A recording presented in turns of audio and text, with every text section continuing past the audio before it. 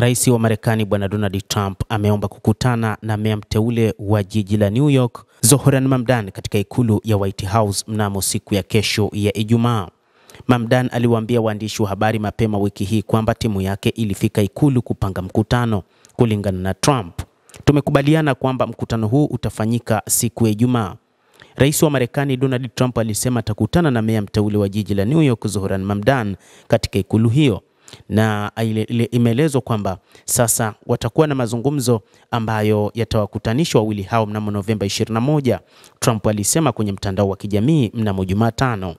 Mamdani na Trump wamekuwa wakikosoana kila mmoja, huku Trump akiunga mkono upinzani wa Mamdani, Andrew Cuomo. Lakini pia Mamdani, ambaye amepata ushindi katika jiji hilo la New York, anaonekana ni meya kutoka chama cha Democratic ambaye amekuwa mpinzani mkubwa wa rais wa Marekani Donald Trump kupitia chama cha Republican.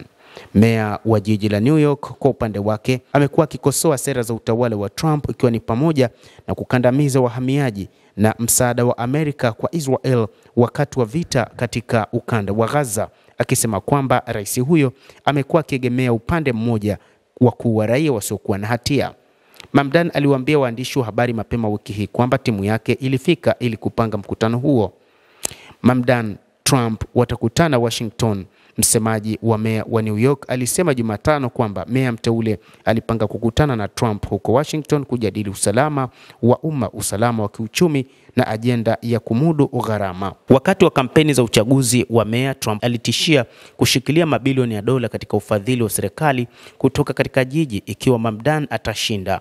Serikali ya shirikisho ya Marekani inatoa takribani dola bilioni 7.4 kwa New York City katika mwaka wa fedha wa 2026, au karibia asilimia 6.4 ya matumizi yote ya jiji, kulingana na ripoti ya mdhibiti wa jimbo la New York. Tangu kupanda kwa Mamdani, Trump amemtaja kimakosa kama mkomunisti.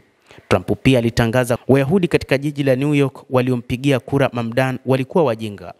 Mtu yeyote wa Kiyahudi anayempigia kura Zohran Mamdani, Myahudi aliyethibitishwa aliyejiita kuwa ana chuki na Mamdani, ni mtu mjinga, Trump alisema katika baadhi ya machapisho yake katika ukurasa wake wa Truth Social. Meya wa jiji la New York alipinga vitendo vya rais huyo mwenye umri wa miaka 79 katika jiji hilo, haswa kuhusu uhamiaji, kiini cha kampeni yake yenye mafanikio. Mamdani ataapishwa kama meya mnamo Januari mosi mwaka 2026. Endelea kutufuatilia mtazamaji, na tutaendelea kukufahamisha ni nini kinajiri katika ulimwengu kupitia The World News.